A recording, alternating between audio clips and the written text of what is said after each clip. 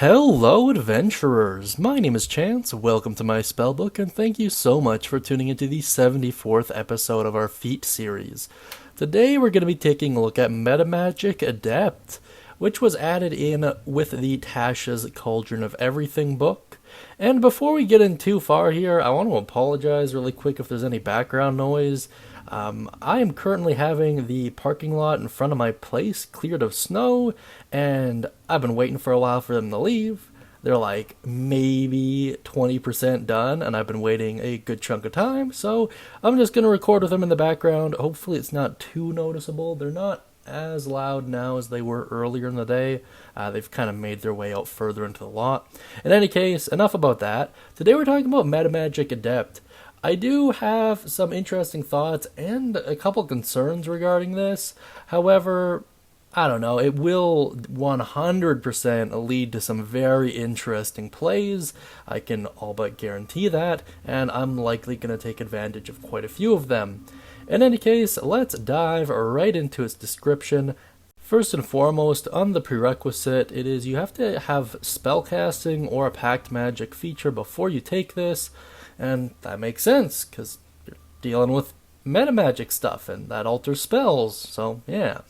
And it reads as followed. You learn 2 metamagic options from the sorcerer class. You can use only one metamagic option on a spell when you cast it, unless the option states otherwise. Whenever you reach a level that grants an ability score improvement, you can replace one of these metamagic options with another one. You gain 2 sorcery points to spend on metamagic. You regain all spent sorcery points when you finish a long rest. Nice. So, a couple things I want to point out really quick here.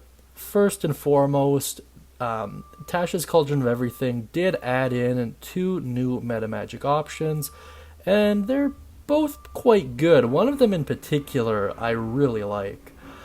So we will be going over all of the metamagic options in the subsequent videos here, very similar to what we did for the fighting styles, so just keep an eye out for that. In addition to that, this feat is very clear that you can only use these sorcery points for the metamagic option. You can't use them to regain spell slots.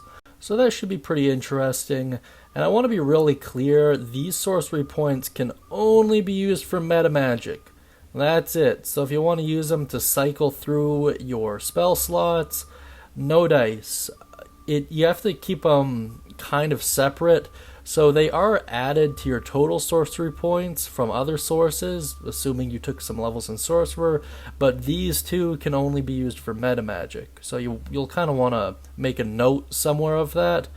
That being said, however, odds are you're going to be using some of your sorcery points for metamagic anyways, so burn through these ones first and keep your other ones free. It's probably the best way to use it.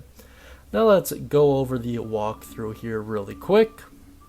So in simplest terms, you learn 2 metamagic options and gain 2 sorcery points to use with the metamagic options.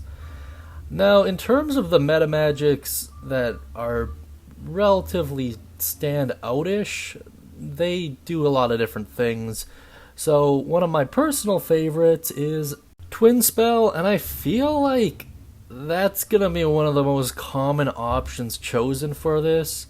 However, Distant Spell is likely going to be quite popular as well, especially if you're playing a squishier build, I want to say, and you can switch out these options whenever it comes time for an ability score improvement anyways, so it's one of those things where there's no real downside to picking from what you need in the moment, right?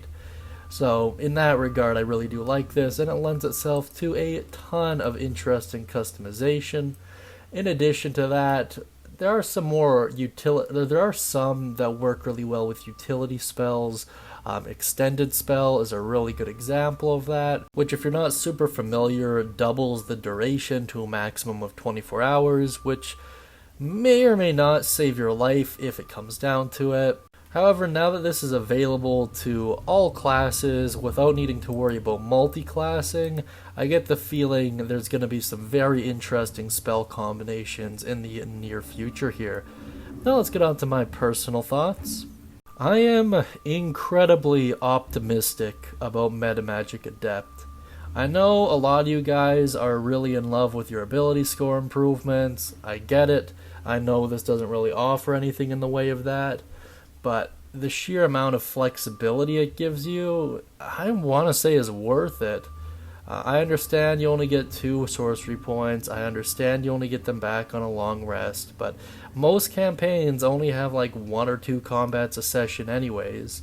And twin spelling something like haste is gonna really help out your action economy. So, I don't know. Would you rather get an extra like +1 on your weapon attacks, or would you rather give 2 of your party members extra attacks in general, right? I would consider it worth the investment. That being said, let me know what you guys think down beneath in the comment section.